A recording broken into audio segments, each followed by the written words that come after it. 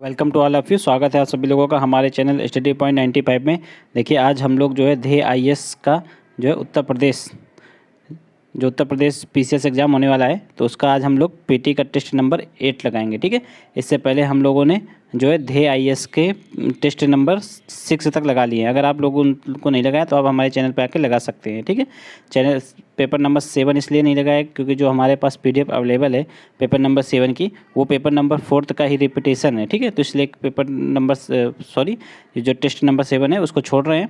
ठीक है, चूँकि वो 4 का रिपीटेशन ही है जो हमारे पास पीडीएफ अवेलेबल है, उसमें आज हम लोग पेपर जो पीटी का टेस्ट नंबर 8 देखेंगे। ठीक है, ये देखिए बाईलिंगुअल प्रकार का है ये, इसमें आप लोगों को हिंदी इंग्लिश दोनों देखने को मिलेगा। ठीक है, अगर आप लोगों ने इससे पहले के 6 टेस्ट को नहीं लगाया तो आप उनको 6 टेस्ट को लगाइए, उसके पश्चात आप लोग ये 8 नंबर टेस्ट लगाइएगा। ठीक है, देखिए यहाँ पर टोटल मिलाकर यहाँ पर टेस्ट कितने हो गए, ये मिलाकर हो जाएगा 7, और दृष्टि आईएएस के हम लोगों ने 8 टेस्ट नंबर तक करवा दिया है। तो दृष्टि के 8 हो गए और ध्येय के 7 हो जाएंगे, तो टोटल मिलाकर यहाँ पर आप लोगों के 15 टेस्ट हो जाएंगे। तो ये सारे टेस्ट चैनल में अवेलेबल हैं, आप लोग यहाँ पर आकर इनको लगाइए और अपनी तैयारी को बहुत ही अच्छी जांचिए परखिए और उसको और बेहतर करने का कोशिश करिए। ठीक है, देखिए पेपर बहुत ही करीब आ गया है, अब बहुत ही मुश्किल से 50 दिन बचे हुए हैं, तो इसलिए आप लोग कम से कम डेली 1 सेट जरूर लगाइए। चलिए शुरू करते हैं बिना किसी अब देरी के साथ। तो देखिए पहला क्वेश्चन है, देखिए इसमें हिंदी इंग्लिश दोनों में है। ठीक है, आप लोग चैनल को सब्सक्राइब जरूर कर लीजिए, वीडियो पसंद आए तो वीडियो को लाइक ज़रूर कर दीजिएगा।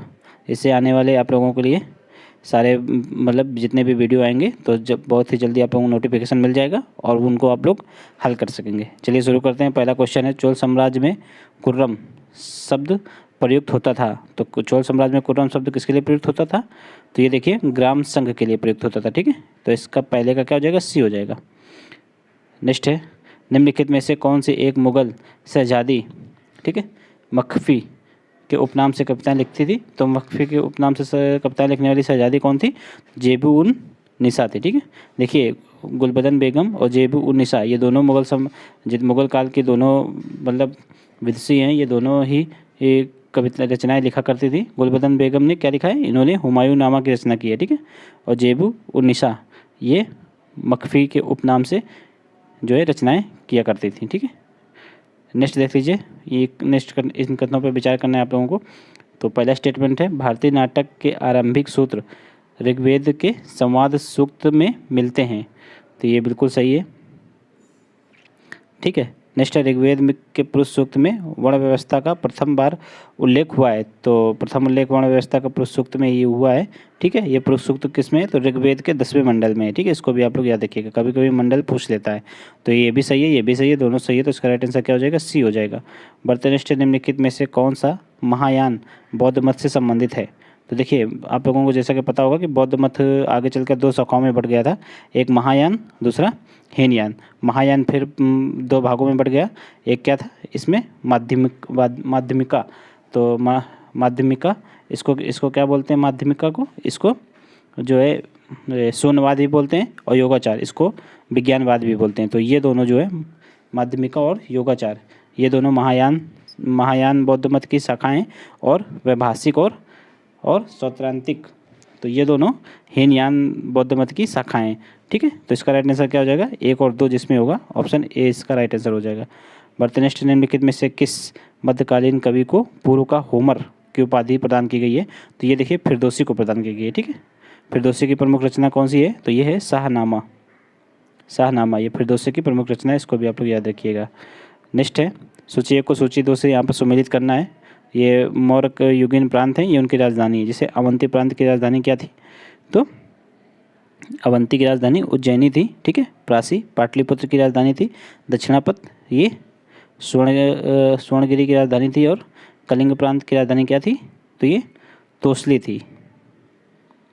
ठीक है, तो इसका क्या हो जाएगा, तो देखिए इसका पहले का हो जाएगा चौथा, और दूसरे का दूसरा हो जाएगा, तीसरे का तीसरा, यानी कि इसका राइट आंसर डी हो जाएगा। ठीक है, बढ़ते नेक्स्ट है, निम्नलिखित में से कौन सा सही सुमेलित नहीं है?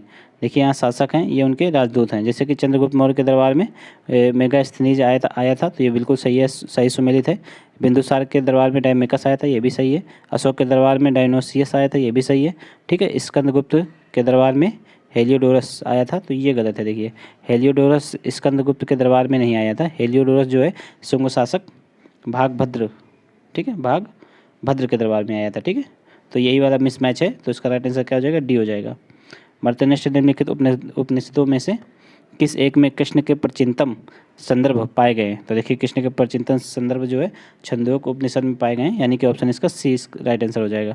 मर्त्यनिष्ठ फ्रांसिस अल्फांसो डी अल्बुकर्क के बारे में कौन सा कथन सत्य है? देखिए अल्बुकर्क, देखिए फ्रांसिस डी अल्बुकर्क, तो यह पुर्तगाल का प्रथम गवर्नर था, तो ये गलत है, फ्रांसिस डी अल्मीरा था, ठीक है, न कि अल्बुकर्क था। नेक्स्ट, इसने शांत जल की नीति अपनाई, तो फ्रांसिस्को डी अल्मीरा ने ही अपनाई थी, इसने नहीं अपनाई थी, तो ये भी गलत हो गया, ठीक है। वर्ष 1510 ईस्वी में इसने गोवा के समृद्ध बंदरगाह पर अधिकार कर लिया, तो ये बिल्कुल सही है, ठीक है। फ्रांसिस डी अल्बुकर्क के बारे में ये स्टेटमेंट बिल्कुल सही है, तो इसका राइट आंसर क्या हो जाएगा, सी हो जाएगा, ठीक है। अल्फांसो डी अल्बुकर्क है नाम इसका। नेक्स्ट है, अलाउद्दीन के शासनकाल के संबंध में निम्नलिखित कथनों में से कौन सा एक असत्य है? देखिए खालसा भू क्षेत्र में लगान राज्य द्वारा वसूल किया जाने लगा, तो ये बिल्कुल सही है। इसके द्वारा लागू बाजार व्यवस्था का प्रमुख उद्देश्य वस्तुओं के मूल्य को बढ़ने से रोकना था, तो ये भी सही है, ठीक है। इसने मुक्ता प्रथा और खूती प्रथा को समाप्त कर दिया, ये गलत है, इसने समाप्त नहीं किया था इसको। इसके समय आरजे मामूलिक द्वारा सैनिकों की भर्ती की जाने लगी, ये सही है, तो इसका राइट आंसर क्या हो जाएगा, सी, क्योंकि ये सही नहीं है। नेक्स्ट, निम्नलिखित में से कौन सी एक कृति जो है अरबों के सिंध विजय के संदर्भ में जानकारी देती है? तो अरबों की सिंध विजय की जानकारी चचनामा में मिलती है, ठीक है। बढ़ते नेक्स्ट, विजयनगर साम्राज्य में चलने वाले सोने के सिक्के को क्या कहा जाता था? देखिए विजयनगर साम्राज्य में सोने के और तांबे के दोनों प्रकार के सिक्के चलते थे, जो मगर सोने के जो सिक्के चलते थे उनको वराह कहा जाता था। ये जो है विजयनगर साम्राज्य की अंतर्राष्ट्रीय मुद्रा भी थी, ठीक है, इसी से व्यापार वगैरह सॉरी, विजयनगर साम्राज्य में व्यापार वगैरह इसी से होता था। बढ़ते नेक्स्ट है, निम्नलिखित युग्मों में से कौन सा एक सही सुमेलित नहीं है? मित्र मेला 1899 में स्थापना हुई थी, बिल्कुल सही है। इंडियन रिपब्लिकन आर्मी 1930 में, ये भी सही है, ठीक है। ढाका अनुशीलन समिति 1904 में, ये भी सही है। नौजवान भारत सभा 1924, ये गलत है। नौजवान भारत सभा का गठन 1924 नहीं, ये 1926 में हुआ था, ठीक है, तो यही गलत है, ये इसका राइट आंसर हो जाएगा। नेक्स्ट, निम्नलिखित में से किस मुगल बादशाह के सिक्के पर मीर अब्दुल काकी साहिबाई द्वारा रचित पदों को अंकन होता था? तो देखिए ये पदों का अंकन, इनके पदों का अंकन किसके सिक्कों में होता था? तो औरंगजेब के सिक्कों में होता था, ये आप लोग याद रखिएगा, इंपॉर्टेंट क्वेश्चन है। नेक्स्ट है, सिनाई प्रायद्वीप के संदर्भ में कौन सा कथन सत्य कथन है, इसको पहचानना है। सिनाई प्रायद्वीप, देखिए ये लाल सागर और अदन की खाड़ी के मध्य स्थित है, तो देखिए अदन की खाड़ी नहीं, ये लाल सागर और भूमध्य सागर के मध्य स्थित है, ठीक है, इसी से होकर सुएज नहर गुजरती है, इसको आप लोग याद रखिएगा। यह एशिया में स्थित मिस्र का एकमात्र क्षेत्र है, तो ये बिल्कुल सही है, तो इसका राइट आंसर क्या हो जाएगा, बी हो जाएगा, ठीक है। बढ़ते नेक्स्ट है, निम्नलिखित में से किस जलवायु प्रदेश में पछुआ पवनों से साल भर वर्षा होती है? तो देखिए पश्चिमी यूरोपीय तुल्य जलवायु प्रदेश, ये इसका राइट आंसर डी हो जाएगा। पश्चिमी यूरोपीय तुल्य जलवायु प्रदेश में जो है पछुआ पवनों से साल भर वर्षा होती है। बढ़ते नेक्स्ट है, निम्नलिखित, देखिए हम आप लोगों को जल्दी जल्दी बता रहे हैं, आप लोग इसको रोक करके बनाने की कोशिश करिएगा और फिर लास्ट में कमेंट करके बताइएगा कि आप लोगों के 150 क्वेश्चन में से कितने सही हो रहे हैं, ठीक है। नेक्स्ट है, देखिए निम्नलिखित कथनों पर विचार कीजिए और दिए गए कोटि की सहायता से सही उत्तर यहाँ पे बताना है। उष्णकटिबंधीय चक्रवातों में तापमान संबंधी भिन्नताएं नहीं पाई जाती हैं, तो ये बिल्कुल सही है। इनमें वताग्र का अभाव होता है, ये भी सही है, क्योंकि इनमें तापमान में भिन्नता नहीं पाई जाती है उष्णकटिबंधीय चक्रवातों में, इसीलिए उनमें वताग्र भी नहीं बन पाता है, तो ये इसका जो है कथन का कारण भी स्पष्ट रूप से सही है, तो इसका राइट आंसर ए हो जाएगा।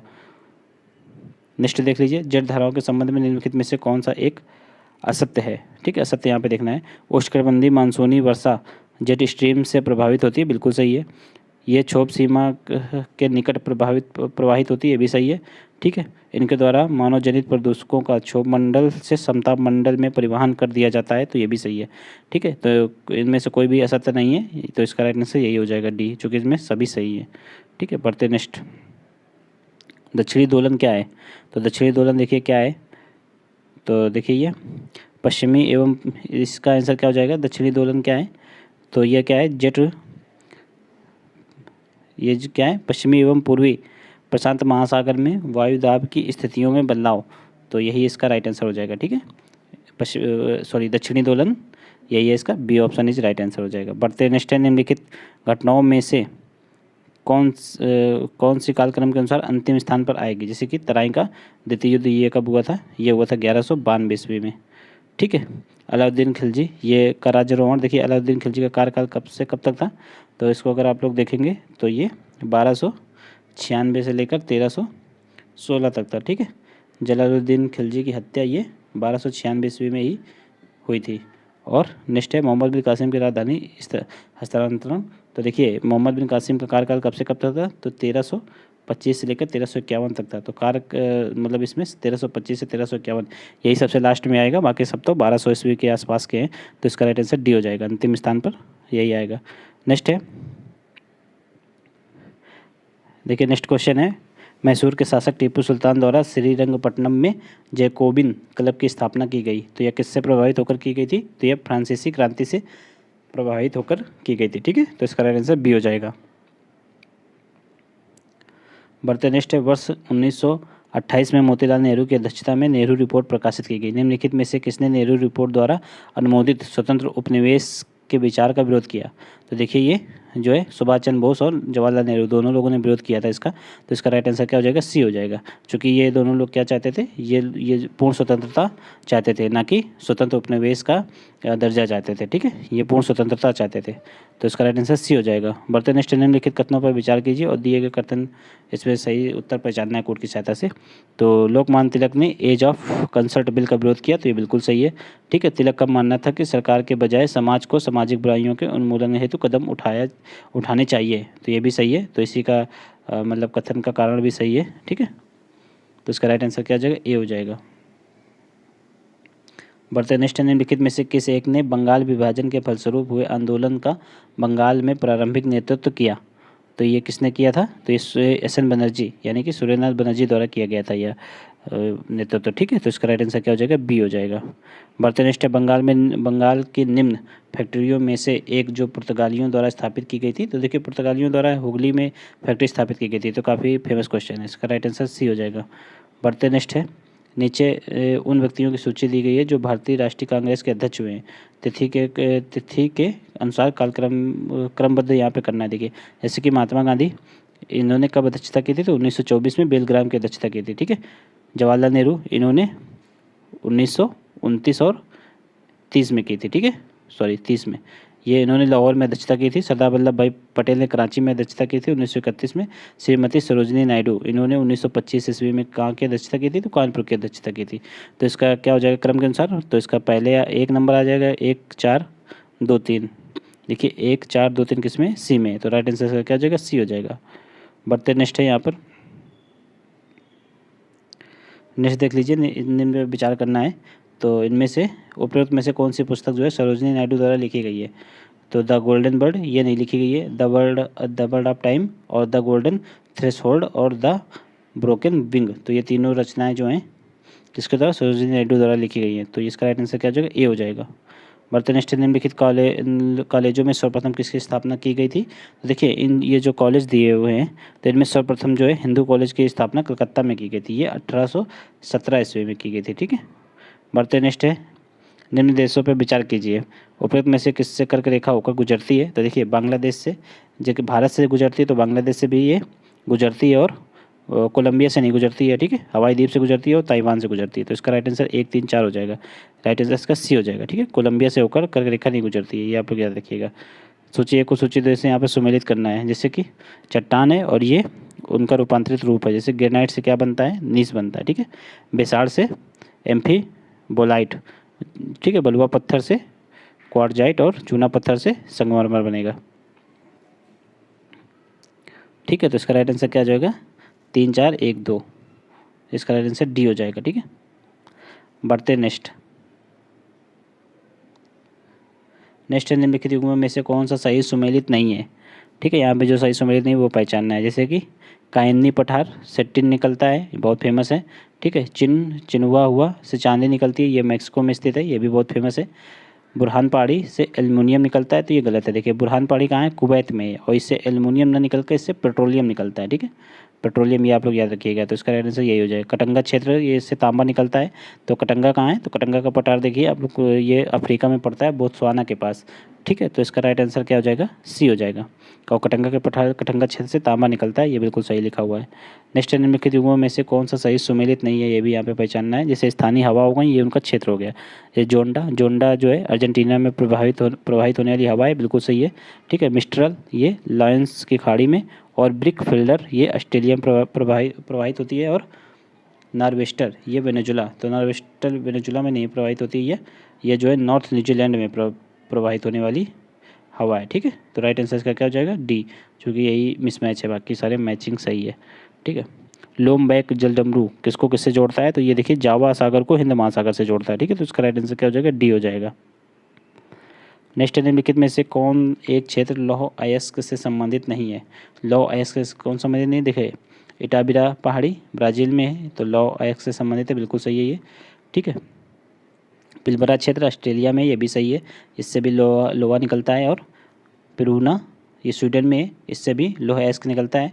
चुक्की का माता पर्वत ये चिली, देखिए चुक्की का माता पर्वत से चिली में है ये, इससे लोहा अयस्क नहीं निकलता है, इससे बहुत बड़ी मात्रा में तांबा निकलता है, ठीक है, तांबा के लिए फेमस है ये।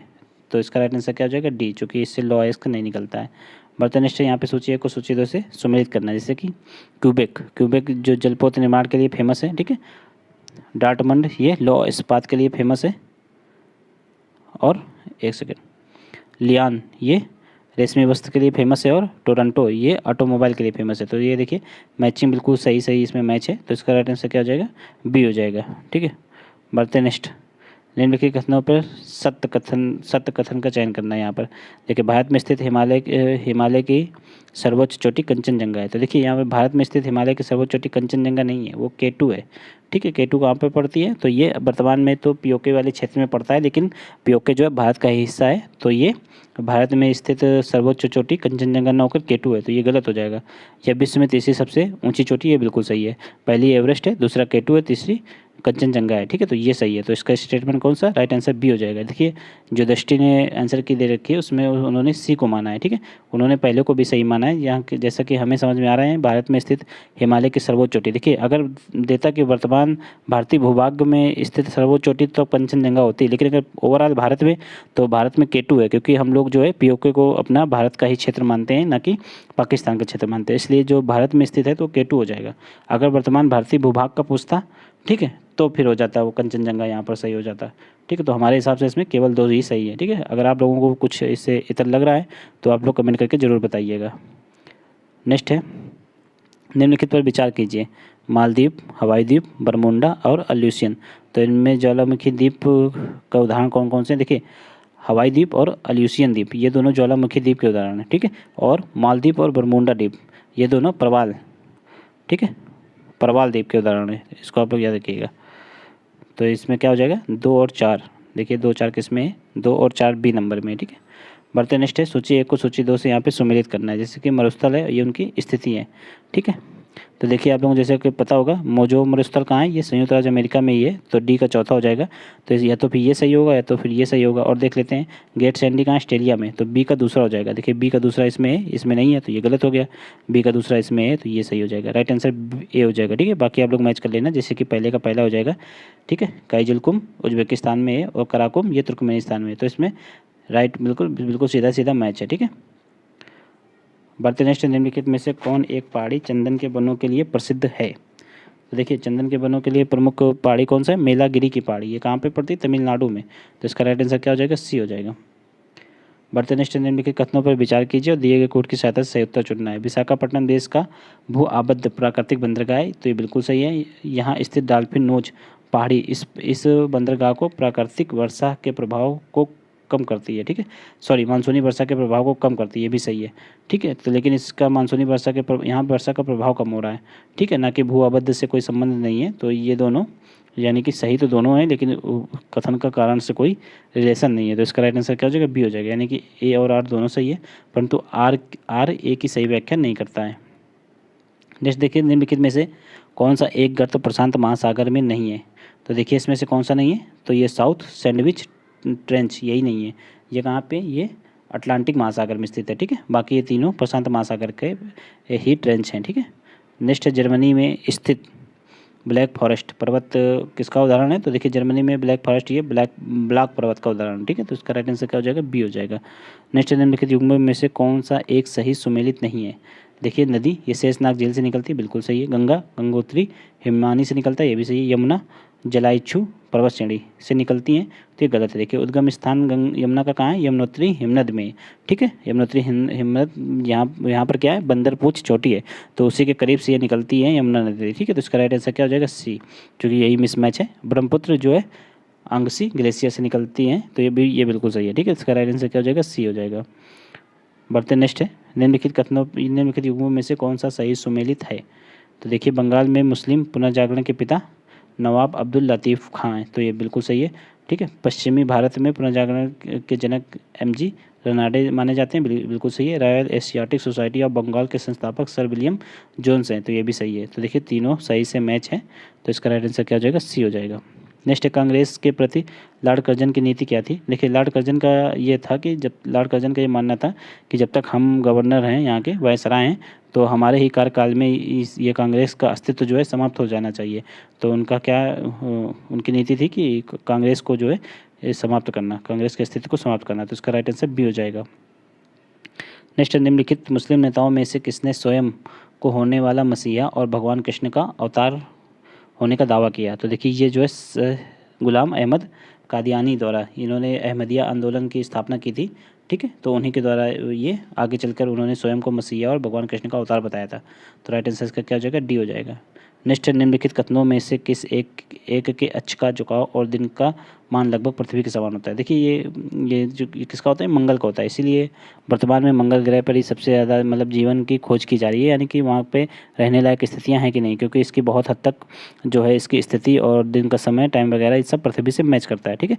इसीलिए मंगल ग्रह पर सारे वैज्ञानिक ज़्यादा फोकस कर रहे हैं, ठीक है, सारे देश। बढ़ते हैं नेक्स्ट, निम्नलिखित कथनों में से कौन सा एक असत्य है, देखिए पश्चिमी घाट की ऊंचाई जो है उत्तर से दक्षिण की ओर बढ़ती है, तो बिल्कुल सही कथन है, ठीक है। दक्कन का पठार पूरब की ओर मंड ढाल वाला है, तो ये भी सही कथन है। यहाँ पे असत्य पूछा है, तो यहाँ पे असत्य कथन कोई भी नहीं है, तो इसका राइट आंसर क्या हो जाएगा, डी, ना तो एक ना तो दो। नेक्स्ट, निम्नलिखित में से कौन सा भारत के संविधान के 73वें संशोधन के विषय में सत्य है, देखिए पंचायतों को संवैधानिक स्थिति प्रदान की गई थी इसके द्वारा, तो ये बिल्कुल सही है, ठीक है। अनुसूचित जाति जनजाति और महिलाओं को महिला सीटों का आरक्षण इनको दिया गया था, ये भी सही है। जिला योजना के लिए स्थायी संरचनाओं का ओपंद, तो ये गलत है, देखिए स्थायी संरचनाओं का ओपंद नहीं किया गया था, ठीक है। तो इसका राइट आंसर क्या हो जाएगा, एक और दो, यानी कि ए। नेक्स्ट, निम्नलिखित अनुच्छेदों में से कौन सा एक मंत्रियों एवं महान्यायवादियों को किसी भी सदन में बोलने या कार्यवाही में भाग लेने का अधिकार देता है, तो ये देखिए अनुच्छेद 88 देता है, ठीक है, अनुच्छेद 88, ठीक है। इसका मतलब क्या है कि कोई भी मंत्री अगर मंत्री है या फिर महान्यायवादी है, तो किसी भी सदन में, यानी कि लोकसभा या फिर राज्यसभा, किसी में भी वो कार्रवाई में भाग ले सकता है और वहाँ पे बोल भी सकता है, लेकिन वो मतदान नहीं कर सकता, ये आप लोग याद रखिएगा। मतदान वो वहीं पे करेगा जिस सदन का वो सदस्य होगा, ठीक है। पढ़ते नेक्स्ट है, भारत के प्रत्येक पंचायत अपने प्रथम अधिवेशन की तारीख से 5 वर्ष की अवधि तक कार्य करेगा, तो ये किस में वर्णन है, तो ये अनुच्छेद 243 के ई में वर्णन है, ठीक है। अनुच्छेद 243 के डी में आरक्षण का प्रावधान है, ठीक है। अनुसूचित जाति जनजाति और महिलाओं के लिए आरक्षण किस में है, तो 243 का डी में है, ठीक है। बढ़ते नेक्स्ट, जलवायु परिवर्तन पर भारत की राष्ट्रीय कार्य योजना की 8 राष्ट्रीय मिशन में कौन शामिल नहीं है, देखिए राष्ट्रीय सतत कृषि मिशन ये शामिल है, ठीक है। राष्ट्रीय हिमालय पारिस्थितिकी तंत्र परीक्षण मिशन ये भी शामिल है, राष्ट्रीय सौर मिशन ये भी शामिल है, राष्ट्रीय आजीविका संरक्षण मिशन ये नहीं शामिल है, ठीक है। तो इसका राइट आंसर डी हो जाएगा। बढ़ते नेक्स्ट है, निम्नलिखित में से कौन सा एक संविधान का संघीय लक्षण है, तो कौन सा संघीय लक्षण है, देखिए एकल नागरिकता, तो ये संघीय लक्षण नहीं है, ये मतलब एकल नागरिकता, देखिए ये लोक न्यायपालिका की सर्वोच्चता एवं स्वतंत्रता ये संघीय लक्षण है, ठीक है। आपातकाल की घोषणा ये तो सब मतलब एकात्मक सरकार के लक्षण है, ठीक है। राज्यपालों का राष्ट्रपति द्वारा नियुक्ति ये भी नहीं है, तो इसका राइट आंसर क्या हो जाएगा, बी हो जाएगा। एकल सरकार के सारे लक्षण हैं तीनों, न कि संघीय सरकार के। नेक्स्ट देखिए, नेक्स्ट है, राष्ट्रपति द्वारा कोई अध्यादेश संसद सत्र शुरू होने के बाद कितने दिनों के अंदर अनुमोदित होना चाहिए। तो देखिए, राष्ट्रपति द्वारा कोई भी अध्यादेश अगर संसद का सत्र शुरू हो गया है तो 7 सप्ताह के भीतर उसको अनुमोदित हो जाना चाहिए। ठीक है, 7 सप्ताह। तो देखिए 7 सप्ताह यानी कि 42 दिन। तो इसका राइट आंसर क्या हो जाएगा, सी हो जाएगा। नेक्स्ट है, संविधान के किस अनुच्छेद के तहत आकस्मिक या असाधारण परिस्थितियों में राज्यपाल के कर्तव्यों के निर्वहन हेतु राष्ट्रपति उपबंध कर सकता है। ठीक है, तो ये किसमें, अनुच्छेद 260 के अंतर्गत, 160 के अंतर्गत ऐसा किया करने का अधिकार जो है राष्ट्रपति को प्राप्त है। तो अनुच्छेद 160, राइट आंसर ए हो जाएगा। नेक्स्ट है, संसद में बजट पारित होने के लिए विभिन्न अवस्थाएं होती हैं। इनमें क्रमशः बजट की प्रस्तुति, बजट चर्चा, विभागीय समितियों द्वारा जांच प्रथम 3 चरण है। निम्नलिखित में से अगले 3 चरण यहाँ पे पहचानने हैं।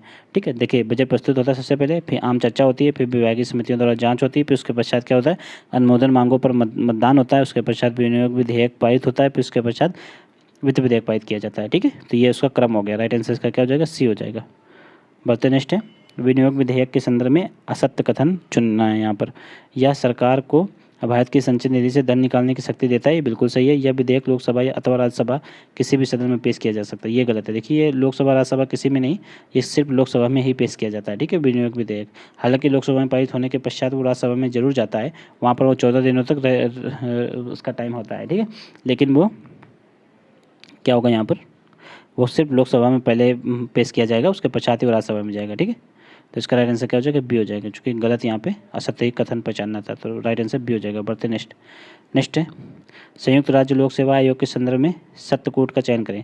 तो संयुक्त राज्य लोक सेवा आयोग के सदस्यों की संख्या और सेवा शर्तों के संबंध में राज्यपाल द्वारा निर्वाचित किया जाता है, तो ये गलत है। देखिए, राज्यपाल नहीं, राष्ट्रपति द्वारा निर्वाचित होते हैं ये सब। ठीक है, राष्ट्रपति द्वारा। बढ़ते नेक्स्ट देख लीजिए, संयुक्त राज्य लोक सेवा आयोग अपनी वार्षिक रिपोर्ट राष्ट्रपति को सौंपता है, ये गलत है। देखिए, संयुक्त राज्य लोक सेवा आयोग 2 या 2 से अधिक राज्यों के लिए एक साथ मिलकर कोई भी लोक सेवा आयोग बनाया जाता है, लेकिन उसमें होता क्या है, वो अपनी वार्षिक रिपोर्ट राष्ट्रपति को नहीं सौंपता है, वो संबंधित राज्य के राज्यपालों को सौंपता है। ठीक है, ना कि राष्ट्रपति को। तो ये भी गलत हो गया, ये भी गलत हो गया। राइट आंसर क्या हो जाएगा, डी सही, यानी कि ना 1 सही है ना 2 सही है। नेक्स्ट है, संविधान सभा के विषय में निम्नलिखित में से कौन सा कथन असत्य है। यह वयस्क मताधिकार पर आधारित थी, तो ये गलत है। देखिए, वयस्क मताधिकार पर यह आधारित नहीं थी। ठीक है, 1 सेकेंड, ये गलत हो गई। यह बहुदलीय निकाय था, ये बिल्कुल सही है। अप्रत्यक्ष निर्वाचन का परिणाम था, ये बिल्कुल, ये भी सही है। ठीक, तो इसका राइट आंसर क्या हो जाएगा, बी हो जाएगा। बढ़ते नेक्स्ट है, निम्नलिखित में से कौन भारत के संविधान का संघीय लक्षण नहीं है। संघीय लक्षण यहाँ पे पूछा गया है। ठीक है, यानी कि कौन सा एकात्म लक्षण है, दूसरी भाषा में ऐसे भी बोल सकते हैं। तो कौन सा है, देखिए, संविधान की सर्वोच्चता, ये संघीय लक्षण है। ठीक है, सशक्त केंद्र, ये जो एकात्म लक्षण है, तो इसका राइट आंसर। ठीक है, स्वतंत्र न्यायपालिका, ये भी संघीय है, और शक्तियों का विभाजन, ये भी संघीय है। ठीक है, तो इसका राइट आंसर क्या हो जाएगा, बी हो जाएगा, सशक्त केंद्र। बढ़ते नेक्स्ट, निम्नलिखित में से कौन सा या से किसी राज्य में राष्ट्रपति शासन की उद्घोषणा के परिणाम हैं। तो देखिए, अगर किसी राज्य में राष्ट्रपति शासन लग गया, यानी कि 356 के तहत राष्ट्रपति शासन लगता है। ठीक है, तो अगर लग गया तो क्या होगा, राष्ट्रपति मुख्यमंत्री के नेतृत्व वाली मंत्रिपरिषद को भंग कर देता है, ये सही है। संसद जो है राज्य के विधेयक और बजट पारित करता है, ये भी सही है। स्थानीय निकायों का विघटन हो जाता है, तो ये नहीं, ये गलत है। स्थानीय निकायों का विघटन नहीं होता है, बाकी ये दोनों हो जाते हैं। ठीक है, तो राइट आंसर क्या हो जाएगा, 1 और 2 जिसमें होगा, राइट आंसर इसका सी हो जाएगा। बढ़ते नेक्स्ट, निम्न के कथनों पर विचार कीजिए और दिए गए कोड की सहायता से सही उत्तर को बताना है। यहाँ पे, धन विधेयक का प्रारंभ केवल लोकसभा में ही किया जाता है, तो ये बिल्कुल सही है। धन विधेयक का प्रारंभ कहाँ से होगा, लोकसभा से ही होगा। लोकसभा लोकप्रिय निर्वाचन सभा है, तो इसीलिए इसका प्रारंभ भी यहीं से किया जाता है, तो इस कथन का कारण भी सही है, तो राइट आंसर सी ए हो जाएगा इसका। देखिए, नेक्स्ट क्वेश्चन है, दो या अधिक राज्यों के लिए उनकी सहमति के पश्चात संसद द्वारा कानून बनाने की शक्ति किस अनुच्छेद के तहत वर्णित है। तो देखिए, ये अनुच्छेद 252 हो जाएगा इसका आंसर। ठीक है, राइट आंसर इसका सी हो जाएगा। यहाँ पर देखिए, आप लोग अनुच्छेद 249 से कन्फ्यूज मत होइएगा, क्योंकि अनुच्छेद 249 जो है, ये राज्यसभा को एक विशेष अधिकार प्राप्त है कि ये राज्यसभा की विशिष्ट शक्ति भी है कि राज्यसभा जब चाहेगी कि तो विशेष बहुमत से कोई भी बहुमत पारित करके राज्य सूची के जो भी विषय हैं उन पर केंद्र सरकार से या फिर संघ सरकार से मतलब विधि बनाने के लिए अनुमति दे सकती है। ठीक है, तो ये राज्यसभा की विशिष्ट शक्ति है इस 249 में। ठीक है, राज्यसभा के देखिए 2 अनुच्छेद में विशिष्ट शक्तियाँ होती हैं, एक अनुच्छेद 249 और अनुच्छेद 312। 312 में क्या, नई अखिल भारतीय सेवा के गठन की शक्ति, ये भी राज्यसभा के पास है। और ये हो गया। राज्य सूची पर कोई भी विषय पर अगर कानून बनाने की शक्ति केंद्र सरकार को अगर सौंपना है तो ये 249 के तहत होती है, ठीक है। इस पर कन्फ्यूज मत होइएगा आप लोग। नेक्स्ट देखिए, नेक्स्ट है सूची 1 को सूची 2 से यहाँ पे सम्मिलित करना है, ठीक है। तो देख लीजिए, जैसे कि आप लोगों को पता होगा 105 अनुच्छेद किसके लिए, तो संसद सदस्यों के विशेषाधिकार से संबंधित है। तो सी का क्या हो जाएगा, फोर्थ हो जाएगा। तो या फिर देखिए सी का फोर्थ किस में, सिर्फ इसमें दे रखा है ऑप्शन बी में, और किसी में नहीं है, तो इसी से आंसर आप लोगों का सही हो जाएगा। राइट आंसर क्या हो जाएगा, बी हो जाएगा। फिर भी आप लोग मैच कर लीजिए, जैसे कि 87 का क्या हो जाएगा, राष्ट्रपति का विशेष संबोधन होता है 87 के तहत, ठीक है। 98 के तहत संसदीय सचिवालय का प्रावधान है, और 105 के तहत अभी बता ही दिया, और 108 संसद की संयुक्त बैठक का प्रावधान है, ठीक है। बढ़ते नेक्स्ट है, भारतीय संविधान में अंतर्राष्ट्रीय शांति और सुरक्षा की अभिवृद्धि का उल्लेख है। तो अंतर्राष्ट्रीय शांति और सुरक्षा का आर्टिकल 50 में है, ठीक है। डीपीएसपी के आर्टिकल 50 में, ये आप लोग याद रखिएगा। नेक्स्ट है, सर्वोच्च या उच्च न्यायालय द्वारा जारी प्रतिषेध रिट के माध्यम से न्यायालय क्या करता है, यहाँ पर न्यायालय किसी अर्ध न्यायिक या न्यायिक अधिकरण की कार्रवाई को करने से रोकता है, ठीक है। तो इसका राइट आंसर क्या हो जाएगा, बी हो जाएगा। नेक्स्ट देखिए, निम्नलिखित में से कौन सा एक संसद में लाए जाने वाले स्थगन प्रस्ताव का लक्ष्य है।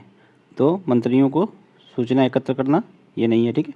सरकार की किसी विशिष्ट नीति की आलोचना करना, ठीक है, तो ये बिल्कुल सही है, इसीलिए ये स्थगन प्रस्ताव लाया जाता है। बजट प्रस्तावों में कटौती करना, इसके लिए तो अलग से कटौती प्रस्ताव आता है, ये भी नहीं होगा। सरकार से इस्तीफा मांगना, ये भी नहीं होगा, इसके लिए अविश्वास प्रस्ताव आता है, ठीक है। तो इसका राइट आंसर क्या हो जाएगा, बी हो जाएगा। बढ़ते नेक्स्ट है, उत्तर प्रदेश में स्नातक द्वारा विधान परिषद में कितने प्रतिशत सदस्य चुने जाते हैं। तो देखिए, इस स्नातक सदस्य कितने चुने जाते हैं किसी भी विधान परिषद में, तो 1/12, ठीक है। राइट आंसर क्या हो जाएगा, सी हो जाएगा। नेक्स्ट, निम्नलिखित में से कौन सा अम्ल वर्षा का प्रभाव है। तो पौधों में प्रकाश संश्लेषण की क्रिया को बाधित होना, तो ये भी इसका प्रभाव है। संगमरमर की दीवारों का क्षरण होना, ये भी है। झीलों में अम्लों की समस्या बढ़ जाना, ये भी है। उपरोक्त सभी हो जाएगा इसका राइट आंसर, ठीक है, डी हो जाएगा। नेक्स्ट देखिए, निम्नलिखित में से किसके लिए प्राश्रव ध्वनि तरंग का प्रयोग किया जाता है। तो सिग्नल देने के लिए, ये भी सही है, ठीक है। निर्जीवाणुकृत करने के लिए, ये भी सही है, और उत्प्रेरक के रूप में, ये भी सही है। तो राइट आंसर इसका भी उपयुक्त सभी हो जाएगा, आंसर डी इसका हो जाएगा। नेक्स्ट है, जीवभार का पिरामिड किस पारिस्थितिकी तंत्र में उल्टा होता है। तो देखिए, वन में तो सीधा होता है, तालाब में देखिए उल्टा होता है। कोई भी जल परिस्थिति हो, तालाब हो या फिर समुद्र हो, वहाँ पर जो आप लोगों का जीवभार का पिरामिड होगा वो उल्टा होगा। क्योंकि देखिए, जो छोटी मछलियाँ होती हैं, अगर आप लोग अगर डेथ होंगी तो उनको वेट करेंगे तो बहुत ही कम होगा, ठीक है। चाहे जितनी बहुत सारी हो, अगर एक व्हेल मछली देख लीजिए, व्हेल मछली कितनी बड़ी होती है, बहुत बड़ी होती है, उसमें तो हज़ारों छोटी मछलियाँ समा जाएंगी, ठीक है। तो इसीलिए ये कहा जाता है कि जीवभार जो पिरामिड है वो उल्टा होता है, तालाब में या फिर समुद्र में, या फिर ये ऐसे बोल सकते हैं कि जलीय परितंत्र में, ठीक है। पूरा जलीय परितंत्र में उल्टा ही होता है। तो राइट आंसर इसका क्या हो जाएगा, बी हो जाएगा। बढ़ते नेक्स्ट है, निम्नलिखित में से कौन सी अर्थव्यवस्था एडम स्मिथ के हस्तक्षेप के सिद्धांत पर कार्य करती है। तो ये कौन सी अर्थव्यवस्था है, तो ये उदारवादी अर्थव्यवस्था है, ठीक है। राइट आंसर क्या हो जाएगा, सी हो जाएगा। बढ़ते नेक्स्ट, निम्नलिखित में से कौन भारतीय अर्थव्यवस्था का लक्षण नहीं है। दोषपूर्ण संपत्ति वितरण, तो ये तो है ही, ठीक है। प्रति व्यक्ति आय का निम्न होना, ये भी है। पूर्णतः विकसित आधारभूत संरचना, तो ये नहीं है। देखिए, पूर्णतः विकसित आधारभूत संरचना ये भारतीय अर्थव्यवस्था का लक्षण नहीं है, ठीक है। ये तो विकसित देशों में पाया जाता है। और पर्याप्त पूंजी का अभाव, तो ये भी है। तो इसका राइट आंसर क्या हो जाएगा, सी हो जाएगा। बढ़ते नेक्स्ट है, निम्नलिखित कथनों पर विचार कीजिए तथा दिए गए कूट की सहायता से सही उत्तर बताएं। कथन ये क्या है, वर्तमान समय में आर्थिक समृद्धि को आर्थिक विकास के एक भाग के रूप में देखा जाता है। तो बिल्कुल सही है। आर्थिक विकास का संबंध लोगों के कल्याण से, ये भी सही है, ठीक है। इसी कारण उसका जो है क्या देखा जाता है, आर्थिक विकास के रूप में भी देखा जाता है। तो कारण भी सही है कथन का, ठीक है। तो राइट आंसर इसका ए हो जाएगा। नेक्स्ट देखिए, राष्ट्रीय आय की अवधारणा के संदर्भ में सही कथन चुनें। तो यहाँ पर राष्ट्रीय आय की अवधारणा के संबंध में सही कथन चुनना है। तो यह किसी समय अवधि में उत्पादित वस्तुओं और सेवाओं के प्रवाह को दर्शाता है। इसमें अंतिम वस्तुओं और सेवाओं के मूल्य को ही गिना जाता है, ठीक है। और इसमें इसके साथ एक निश्चित समय की अवधि जुड़ी होती है। तो ये सारे सही है, ठीक है। तो इसका राइट आंसर क्या हो जाएगा, डी, सभी कथन सत्य हैं। देखिए, यहाँ पर हमने 75 क्वेश्चन करवा दिए हैं, ठीक है। ध्येय IAS का जो टेस्ट सीरीज नंबर 8 है, और इसके जो बचे हुए से 66 से लेकर 150 नंबर तक क्वेश्चन, ये हम इसके पार्ट 2 भाग में करवा देंगे, ठीक है। नहीं तो इससे वीडियो बहुत लंबा हो जाएगा फिर। तो चलिए मिलते हैं इसके पार्ट 2 में, ठीक है। आप लोग चैनल को सब्सक्राइब, अगर वीडियो आप लोगों को अच्छा लगा हो तो वीडियो को लाइक ज़रूर कर दीजिए, जिससे कि हम आगे आने वाले मतलब पूरे टेस्ट कराने के लिए हमको प्रोत्साहन भी मिल सके। तो आप लोग चैनल को ज़रूर सब्सक्राइब और वीडियो को लाइक ज़रूर कर देना, ठीक है। चलिए मिलते हैं नेक्स्ट क्लास में।